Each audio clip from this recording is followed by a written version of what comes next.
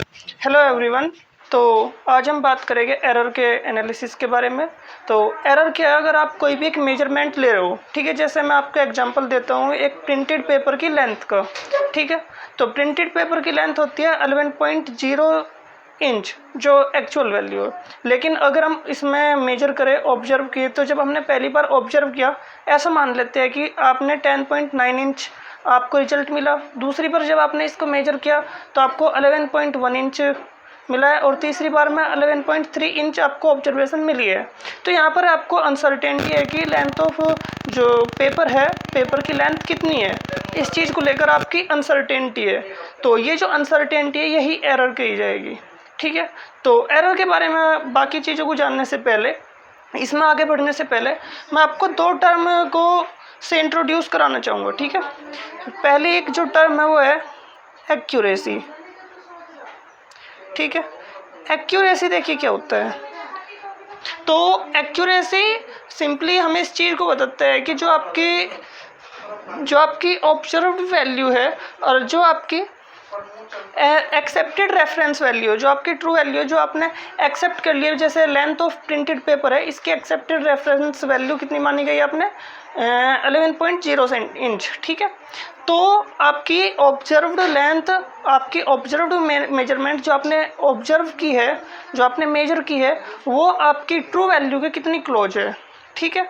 तो इस चीज़ को बताता है एक्यूरेसी। सो एक्यूरेसी क्या होगा, measure of how measure of how close the measured value, ठीक है। तो जो measured value है, how close the measured value is to the true value of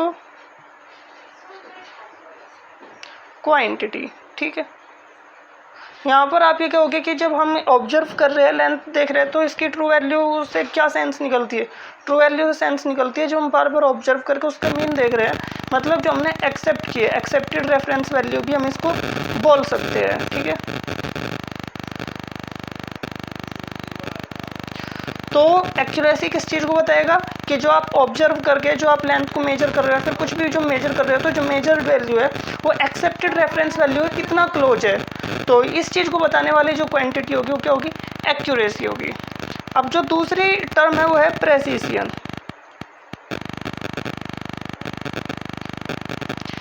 एक बात और बता दूं आपको एक्यूरेसी के बारे में, एक्यूरेसी जो है वो डिस्क्रिपेंसी से रिलेटेड होती है, ठीक है। ये किससे रिलेटेड होती है, यहाँ से लिख देता हूँ मैं, रिलेटेड टू डिस्क्रिपेंसी, मतलब डेविएशन, मतलब ये कितना दूर हट रही है, ठीक है। सो इट इज एसोसिएटेड या फिर related to discrepancy from accepted reference value, ठीक है, या और ट्रू वैल्यू। तो जो आपकी मेजरमेंट की एक्सेप्टेड रेफरेंस वैल्यू है, उससे जो आपने मेजर किया है, तो उसका और जो एक्सेप्टेड रेफरेंस वैल्यू है, इनके बीच में क्या डेविएशन है, ठीक है। तो जो आपकी मेजरमेंट है जिसको आपने मेजर किया है, उस मेजरमेंट का एक्सेप्टेड रेफरेंस वैल्यू से क्या डिस्क्रिपेंसी है, उस चीज़ से रिलेटेड एक्यूरेसी, ठीक है। लेकिन जो प्रेसिशन है ये हमें इस चीज़ को बताएगा, इस चीज़ के बारे में बताएगा कि आप किस रिजोल्यूशन तक मेजर कर रहे हो। जब आप उसको मेजर करते हो, जैसे इंच में मेजर कर रहे हो, तो आप इसको किस रिजोल्यूशन तक मेजर कर रहे हो, ये चीज़ हमें पता चलेगी प्रेसिशन से, ठीक है। So precision it tell us about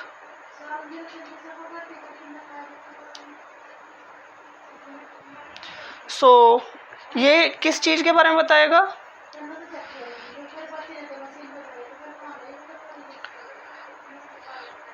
what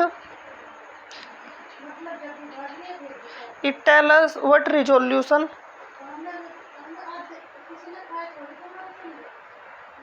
और लिमिट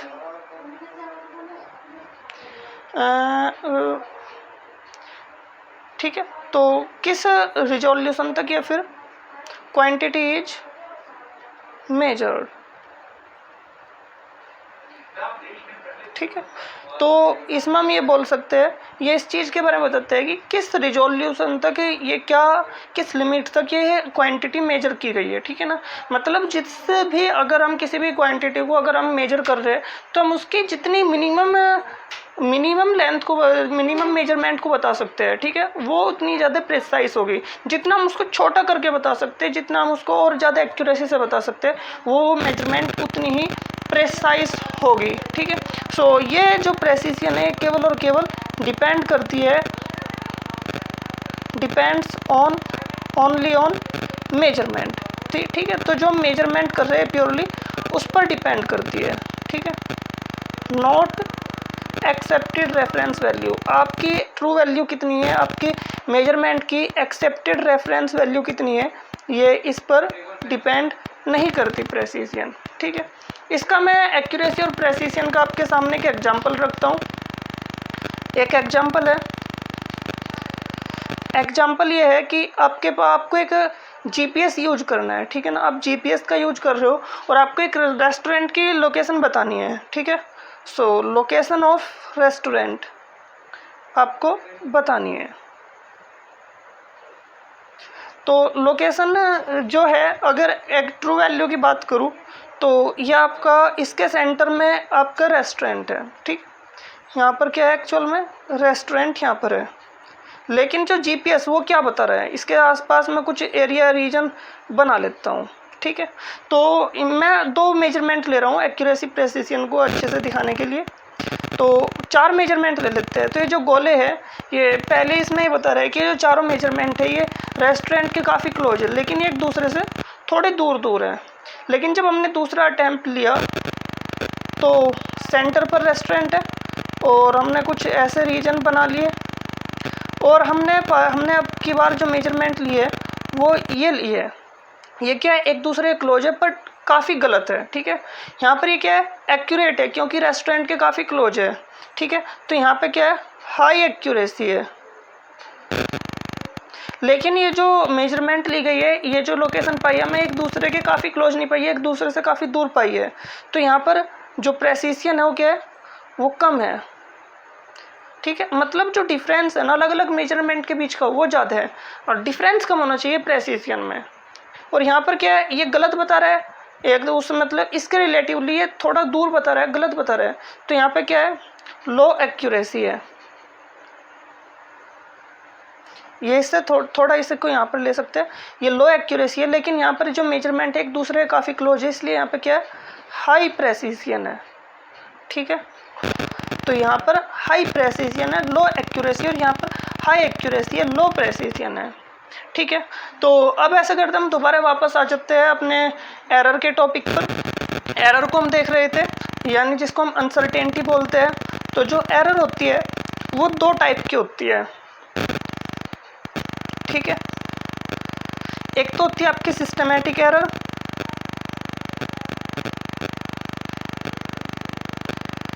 एक होती है आपकी रैंडम एरर, ठीक है। ये हमने किस आधार पे क्लासिफाई किया है, ये हमने सोर्स के आधार पे क्लासिफाई किया है, ठीक है। जो सिस्टमैटिक एरर होती है ये क्या होती है, केवल एक ही डायरेक्शन में मिलती है, तो इधर की तरफ को एरर होगी या फिर इधर की तरफ को एरर होगी, ठीक है। So this error tends to be in one direction, ठीक है। जैसे लेंथ ऑफ पेपर हो गया, तो आप मेजर कर सकते हो कि किस डायरेक्शन में है, ठीक है। So tends to be in one direction. और अगर हम बात करें रैंडम एरर की, तो रैंडम एरर क्या होता है, ये occur irregularly and random with respect to sign and size. तो जो आपकी साइज बॉडी है या फिर जो भी आप मेजर कर रहे हो, तो उसके साइन और जो साइज है उससे क्या होती है, इंडिपेंडेंट होती है। ये इरेगुलर फॉर्म में मिलती है, ये किसी एक डायरेक्शन में नहीं मिलती है। अगर मैं सिस्टमेटिक एरर के सोर्स की बात करूँ, ये सिस्टमेटिक एरर होती क्यों है, तो एक तो इसमें इसका पहला जवाब है इंस्ट्रूमेंट की वजह से हो सकती है, कि आपके इंस्ट्रूमेंट में कुछ खराबी है, ठीक है। क्योंकि जब आप किसी भी एक इंस्ट्रूमेंट को मतलब इंस्ट्रूमेंट को सेटअप कर कर एक्सपेरिमेंट कर रहे हो, लेकिन रिजल्ट में अनसर्टेनिटी आ रही है क्योंकि आपने इंस्ट्रूमेंट को ठीक से सेटअप नहीं किया, आपके पास प्रॉपर इंस्ट्रूमेंट नहीं है। जो दूसरा है वो क्या हो सकता है, वो एक्सपेरिमेंटल टेक्निक में जो कमी है, इम्परफेक्शन है, उसकी वजह से हो सकता है। ठीक है ना, इम्परफेक्शन, जब आप एक्सपेरिमेंट कर रहे हो तो जो आपने टेक्निक यूज की है उस टेक्निक में कुछ खराबी है, मतलब उस टेक्निक को जैसे यूज करना चाहिए था आप उसको यूज नहीं कर रहे हो। ठीक है ना, उस टेक्निक के में ही प्रॉब्लम है। तो और तीसरा क्या हो सकता है आपका, या फिर जो आपने प्रोसीड्यूर लिया है उसमें जो आपके प्रोसीड्यूर को लेकर भी, मतलब जब आप कोई भी एक एक्सपेरिमेंट करते हो तो उसमें ऐसा होता है कि आपको कुछ सावधानियां, प्रिकॉशंस बरतनी होती है, लेकिन अगर आप प्रिकॉशंस नहीं बदलोगे तो क्या होगा, जो आपकी एक्सपेरिमेंटल टेक्निक है, प्रोसीजर है, उसमें क्या है, गलती है कहीं ना कहीं। तो इस वजह से एरर मिल रही है आपको एक्सपेरिमेंट में। तीसरी क्या हो सकती है, आपकी पर्सनल एरर हो सकती है। पर्सनल एरर मीन्स आप जब एक्सपेरिमेंट कर रहे हो तो उस एक्सपेरिमेंट करते वक्त ये आपको, मतलब आपके माइंड को लेकर या फिर आपकी इम्परफेक्टिबिलिटी की वजह से, आपके पर्सनल कारण की वजह से ये एरर हो सकती है। अब इसको हम मिनिमाइज भी कर सकते हैं। ठीक है, सो कैन बी मिनिमाइज्ड, ठीक है, बाय, इसको हम क्या कर सकते हैं, इसको मेजर कर कर, इसको इंस्ट्रूमेंट का पता लगाकर, सोर्स पता लगाकर, नोइंग सोर्स। ठीक है, तो इसका सोर्स क्या है और इस हिसाब से हम इसको कम से कम कर सकते हैं, बहुत इजीली मिनिमाइज कर सकते हैं। लेकिन अगर हम बात करें रैंडम एरर की, तो रैंडम एरर जो है उसको मतलब बार बार एक्सपेरिमेंट करेंगे तो हमें अलग रिजल्ट भी मिल सकते हैं। ठीक है, so different result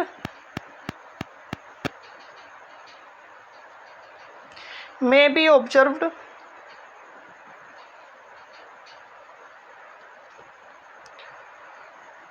when we repeat experiment। ठीक है, मतलब इसका सोर्स हमें नहीं पता होता है कि ये सोर्स क्या है। इसको जब हम बार बार कर रहे हैं, अगर एक ही आदमी एक ही रिजल्ट को सेम कंडीशन में, सेम परिस्थितियों में उस एक्सपेरिमेंट को रिपीट करेगा तो उस केस में भी रिजल्ट क्या हो सकते हैं, डिफरेंट मिल सकते हैं। ठीक है, तो इसके बाद देख लेते हैं हम लीस्ट काउंट की होती है किसी भी सिस्टम की। आगे बढ़ते हुए तो लीस्ट काउंट देखते हैं। तो लीस्ट काउंट क्या होती है, स्मॉलेस्ट वैल्यू होती है किसी भी मेजरिंग इंस्ट्रूमेंट की। So it is referred as smallest value that can be measured by instrument. ठीक है, तो जब हम कोई भी एक मेजरमेंट करेंगे वो किसी इंस्ट्रूमेंट से ही करेंगे, और जो इंस्ट्रूमेंट होगा जो उस कम से कम वैल्यू को काउंट कर सकते हैं, मतलब मेजर कर सकते हैं, उसको हम बोलते हैं लीस्ट काउंट। और ये प्रेसिशन से एसोसिएटेड होती है, प्रेसिशन से रिलेटेड होती है। ठीक है, सो ये क्या होती है, एसोसिएटेड विद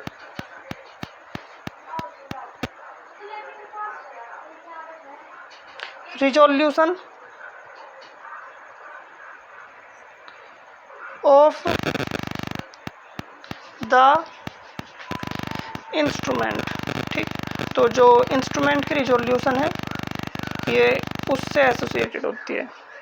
ओके, तो ये तो था आपके लिस्ट काउंट के बारे में, ये थी आपकी एरर के बारे में, इसके सोर्स के बारे में। अब हम एरर के बारे में और ज़्यादा देखते हैं, उसके एरर के कॉम्बिनेशन को लेकर। लेकिन जब हम एरर को कैलकुलेट कैसे करेंगे, एरर को हम मैथमेटिकली कैसे डेमोन्स्ट्रेट करेंगे, अब हमें ये चीज़ देखनी है। ठीक है, तो इसमें सबसे पहला आता है आपका एब्सोल्यूट एरर। ठीक है, सो एब्सोल्यूट एरर देखिए क्या होता है, आपको पता है ये, इसको हम एब्सोल्यूट एक्यूरेसी भी बोल देते हैं कभी कभी, क्योंकि एक्यूरेसी और एरर प्रेसिशन से रिलेटेड नहीं है एरर। ठीक है, तो ये चीज़ मैं आपको बता दूं। तो एब्सोल्यूट एरर क्या होता है, एब्सोल्यूट एरर डिफरेंस होता है जो आपकी मेजर्ड वैल्यू है और जो आपकी एक्सेप्टेड रेफरेंस वैल्यू है, या फिर जो ट्रू वैल्यू है क्वांटिटी की, उसके बीच का जो डिफरेंस होगा उसको हम बोलते हैं एब्सोल्यूट एरर। ठीक है, सो द डिफरेंस बिटवीन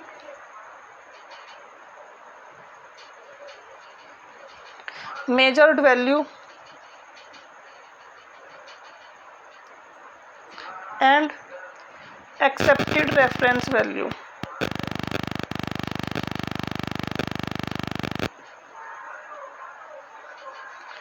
जैसे मैं आपके सामने एग्जांपल रख देता हूँ, आपने कोई भी एक ऑब्जर्वेशन ली, ठीक है ना।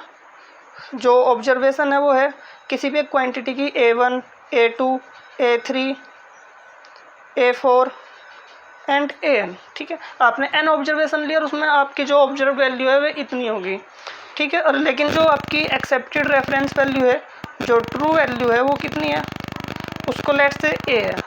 तो इस केस में जो एब्सोल्यूट एरर्स होगी,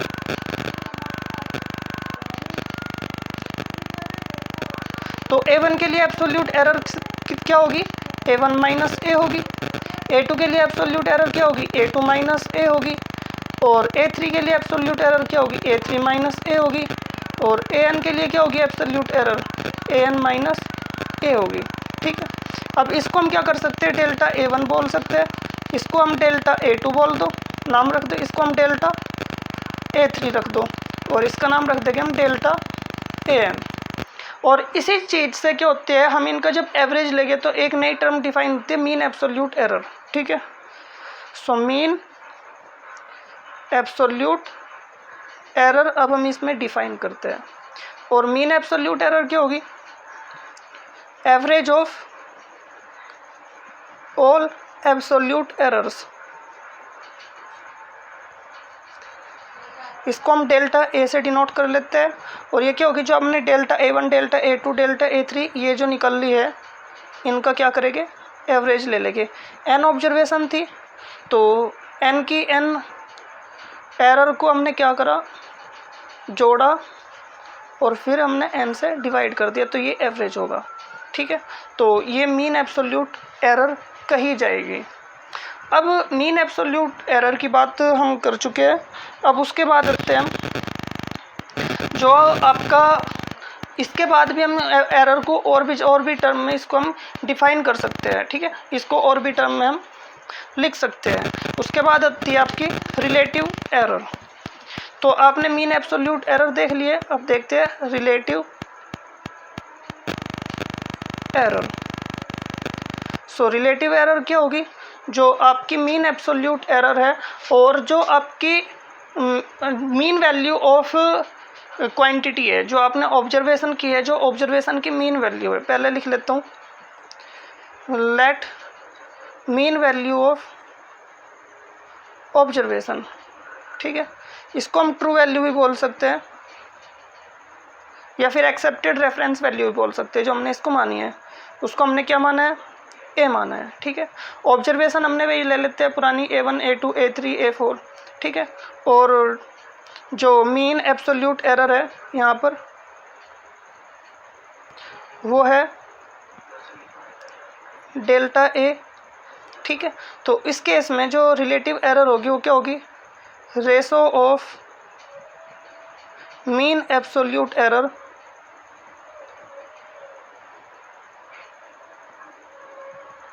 to the true value of quantity is known as relative error, ठीक है। सो रिलेटिव एरर की डेफिनेशन अगर हम मैथमेटिकल फॉर्म में लिखे तो हमें क्या मिलेगी, इसको हम बोलेंगे delta A upon A, mean absolute error upon true value of quantity. So delta A upon A will be the relative error. अब उसके बाद हम बात करते हैं परसेंटेज एरर या फिर एरर इन परसेंटेज। तो सिंपल सी बात है भाई, जो परसेंटेज एरर होगी, जो आपने रिलेटिव एरर निकल ली है, ठीक है, इसमें आप 100 की मल्टीप्लाई कर दो तो ये आपको परसेंट में मिल जाएगी। इसको हम बोल सकते हैं एरर इन परसेंट, कि आपने जो जो आपने क्वांटिटी की जो एरर निकल ली है, ठीक है, तो जो उस क्वांटिटी की एरर उस क्वांटिटी की ट्रू वैल्यू के रेस्पेक्ट में कितने परसेंट हुई है, मतलब उसकी ट्रू वैल्यू की कितनी परसेंट एरर आई है, तो उसकी क्या होगी, वो होगी आपकी परसेंटेज में एरर। तो उसमें सिर्फ हम क्या करते हैं, रिलेटिव एरर में 100 की मल्टीप्लाई कर देते हैं, तो हमको परसेंटेज में मिल जाती है एरर, ठीक है। तो अब हम नेक्स्ट बढ़ते हैं इससे आगे। तो इससे आगे जो आपका टॉपिक है वो इसी को बढ़ाना है, जो आपकी एरर होगी थी जब आपके पास कोई भी क्वांटिटी है। आपसे मैं सवाल पूछ रहा हूँ डेंसिटी का। सो डेंसिटी क्या होती है, मास अपॉन वॉल्यूम का। पहले आप मास मेजर करोगे, फिर आप वॉल्यूम मेजर करोगे, मास को वॉल्यूम से डिवाइड करोगे। तो जब आपने मास को मेजर किया तब आपकी कुछ एरर रही होगी, जब आपने वॉल्यूम मेजर किया तब कुछ एरर रही होगी, तो जो आप डेंसिटी कैलकुलेट करोगे उसमें भी कुछ एरर होगी। सो डेंसिटी में कितनी एरर होगी, ठीक है। सो कॉम्बिनेशन कैसे, एरर का कॉम्बिनेशन देखना हमें, कॉम्बिनेशन ऑफ एरर्स। तो सबसे पहला है जो कोई एक क्वांटिटी है वो सब्ट्रैक्शन या फिर एडिशन में किस तरीके से, एरर इन एडिशन और सब्ट्रैक्शन। आपके पास कोई भी एक क्वांटिटी है, लेट जेड, ठीक है। ये जेड एक क्वांटिटी है जो दो क्वांटिटी के जोड़ के बराबर है, ए और बी। ए एक क्वांटिटी है, बी एक क्वांटिटी है। जब हम इन दोनों को जोड़ोगे तो आपको एक नई क्वांटिटी मिलेगी जेड, ठीक है। अब इसमें जो डेल्टा ए और जो डेल्टा बी है, मैं दो टर्म बोल रहा हूँ, ये क्या है, ये एब्सोल्यूट एरर है, मीन एब्सोल्यूट एरर, ठीक है। ये mean absolute error in A and B respectively, ठीक है। मतलब डेल्टा ए में मीन एब्सोल्यूट एरर और डेल्टा बी क्या है, बी में एब्सोल्यूट एरर। तो जेड में क्या होगी, तो हम ऐसे लिख सकते हैं, जेड में मैं मान लेता हूँ डेल्टा जेड है, ठीक है।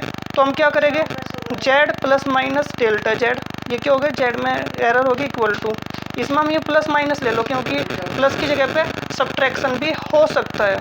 तो ये क्या होगा, A plus minus delta A plus minus B plus minus delta B. जब आप इसे ऑब्जर्व करोगे तो ए प्लस माइनस बी तो क्या होगा, आपका जेड हो जाएगा। तो एक तो मिलेगा आपको ए प्लस माइनस बी, ठीक है।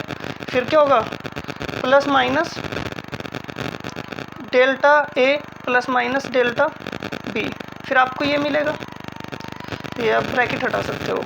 और इधर क्या है, Z plus minus delta Z है। अब ए प्लस माइनस बी और ये जो जेड है ये आपस में कैंसिल हो सकते हैं। तो अगर मैं बात करूँ मैक्सिमम, जो मैक्सिमम एरर होगी, ठीक है। सो मैक्सिमम एरर आपको delta Z equal to delta A plus delta B होगी, ठीक है। मतलब जो आपकी इस जेड क्वांटिटी के अंदर एरर होगी वो क्या होगी, जो मैक्सिमम एरर होगी वो ए के अंदर जो एरर है, जो बी के अंदर जो एरर है वो उसके जोड़ के बराबर होगी। फ़र्क नहीं पड़ता बीच में माइनस है या नहीं है, ठीक है। तो मैक्सिमम एरर के केस में हम यहाँ पर माइनस को इग्नोर करेंगे, तो जो डेल्टा जेड की वैल्यू मैक्सिमम होगी वो क्या होगी, delta A plus delta B होगी, जोड़ के बराबर होगी। और इससे रिलेटेड क्वेश्चंस बन जाते हैं एग्जाम्स में। अब दूसरा ऑपरेशन क्या होता है आपका, जो सेकंड ऑपरेशन आएगा वो जोड़ घटा तो हो चुका है, अब पुनः भाग में, ठीक है। सो एरर इन मल्टीप्लिकेशन और डिवीजन, ठीक। तो आपके पास कोई भी एक क्वांटिटी है, लेट पहले इसका ए पार्ट कर लेते हैं, Z equal to A into B, ठीक है। तो ए में ए और बी जब हम इन दोनों की मल्टीप्लाई करेंगे तो आपको एक क्वांटिटी मिलेगी जेड, ठीक है। अब जो यहाँ पर आप delta A and delta B, ये क्या है, ये सिंपली एरर्स है, रिलेटिव एरर नहीं है, ये क्या है, मीन एब्सोल्यूट एरर ये इन ए एंड बी, ठीक है। तो यहाँ पर अगर जेड के अंदर डेल्टा जेड है तो हम क्या लिख सकते हैं, Z plus minus delta Z equal to A plus minus delta A into B plus minus delta B, ठीक है। अब आप इनकी मल्टीप्लाई करोगे तो ये ए इंटू बी आएगा, फिर इसकी मल्टीप्लाई करोगे तो प्लस माइनस ए डेल्टा बी आएगा, फिर प्लस माइनस बी डेल्टा ए आएगा, फिर उसके बाद इसकी मल्टीप्लाई में करेंगे, प्लस का प्लस रहेगा, माइनस वाला माइनस हो जाएगा, लेकिन चूंकि ये दोनों एरर है तो हम एरर के साथ में हमेशा प्लस माइनस लगाते हैं, तो delta A into delta B आएगा। ठीक है, तो यहाँ पर क्या होगा, Z plus minus delta Z होगा। तो उसके बाद जो यहाँ पर Z plus minus delta Z है, जो यहाँ पर ये ए बी है, A B equal to Z था, तो इस जेड से जेड कैंसिल हो जाएगा। ठीक है, अब हमें देखना है, अब इसको ऐसा करो, पूरी इक्वेशन को आप जेड से डिवाइड कर दो। ठीक है, सो डिवाइड बाई जेड। जब आपको पूरी इक्वेशन को जेड से डिवाइड करोगे तो plus minus delta Z upon Z equal to, यहाँ पर आप जेड की वैल्यू क्या है, ए इंटू बी है, तो आप ए बी से डिवाइड करोगे तो A delta B upon A B plus minus B delta A upon A B, फिर plus minus delta A delta B upon A B. एक चीज़ देखिए इस वाली टर्म में, यहाँ पे एक एरर है जो बहुत ही कम होगी, एक बहुत बी में जो एरर वो भी काफ़ी कम होगी, एब्सोल्यूट एरर। और इन दो बहुत छोटे नंबर की जब हम मल्टीप्लाई करेंगे तो और ज़्यादा छोटा आएगा, और जब हम इसको खुद क्वांटिटी से डिवाइड कर रहे हैं जो एक बड़ा नंबर हो सकता है, तो इनफैक्ट ये टर्म क्या होगी, नेग्लिजिबल होगी। ठीक है, सो जब ये टर्म नेग्लिजिबल होगी तो जो इसमें मैक्सिमम एरर मिलेगी जेड के अंदर वो क्या होगी, delta Z upon Z equal to, ये ए से ए कट गया और यहाँ पे बी से बी कट गया, तो हम इसमें बोल सकते हैं delta A upon A plus delta B upon B. तो चाहे यहाँ पर कोई भी एक दो नंबर हो जिसके हम मल्टीप्लाई कर रहे हो, ठीक है, तो जब हम इन दो नंबर की मल्टीप्लाई करेंगे तो ए के अंदर जो एरर होगी और जो बी के अंदर जो एरर होगी, रिलेटिव एरर की बात हो रही है, तो ए की रिलेटिव एरर और बी की रिलेटिव एरर जब हम दोनों का सम करेंगे तो हमें जेड के अंदर रिलेटिव एरर मिलेगी। इसको आप परसेंटेज में बोल सकते हो क्योंकि 100 की मल्टीप्लाई ही करनी है। और इसी तरीके से सेम होता है, यहाँ पर हम सम करेंगे ना कि डिवीजन। और similarly for Z equal to, अगर ये ए बाई बी होता, तो अगर ए बाई बी होता तो भी जो मैक्सिमम एरर होती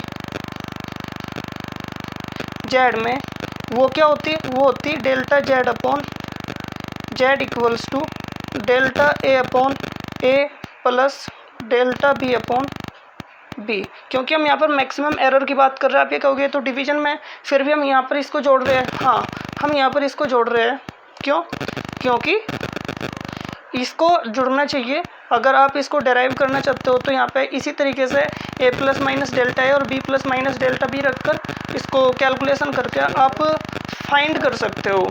ठीक है, क्योंकि जो गलती है, जो एरर होती है वो हमेशा जुड़ती है, वो घटती नहीं है। भाई देखो, हम एक चीज़ में एरर कर रहे हैं, दूसरी चीज़ में एरर कर रहे हैं, उनको हम डिवाइड कर रहे हैं, तो जो रिजल्टेंट उसमें गलती घटने लगी तो हम हर चीज़ को इस तरीके से डिवाइड करके ना कर लेंगे। तो यहाँ पर जो एरर है वो हमेशा जुड़ती है इस तरीके के ऑपरेशंस में। ठीक है, एंड अब हम बात करते हैं लास्ट वन, जो आपकी सबसे लास्ट पॉइंट है, वो है आपका सेकंड। ये इसका ये बी पार्ट यहाँ पर हो गया था। अब जो तीसरी एरर है, एरर इन इन्वॉल्विंग पावर्स।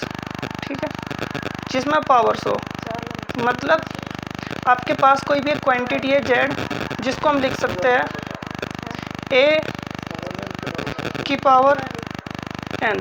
ठीक है, तो जेड की वैल्यू क्या है, ए की पावर एन है। अब आपको ए के अंदर रिलेटिव एरर पता है, डेल्टा ए अपॉन ए क्या है, रिलेटिव एरर इन ए। ठीक है, तो जेड के अंदर रिलेटिव एरर कितनी होगी, अब आपको ये बताना है। ठीक है, तो सिंपली आप इसका क्या कर लो, लॉग ले लो। ठीक है।